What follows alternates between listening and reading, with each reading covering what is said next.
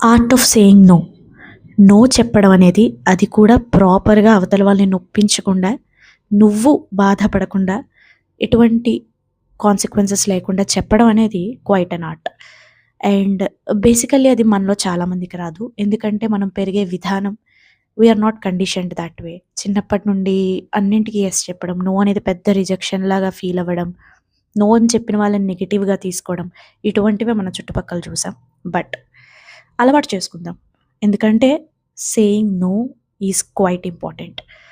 ఆహ్, దానికొక చిన్న ట్రిక్ ఏంటంటే, మనం ఎప్పుడైతే ఐ కాంట్ అని చెప్పకుండా I don't and I won't అని చెప్పగలుగుతామో, అప్పుడే అవతల వాళ్ళు మనల్ని సీరియస్‌గా తీసుకుంటారు. మనకి వాల్యూ ఇస్తారు. మనం అనుకుంటాం ఎప్పుడు అవైలబుల్‌గా ఉంటే మన వాల్యూ పెరుగుతుందేమో అని. But no.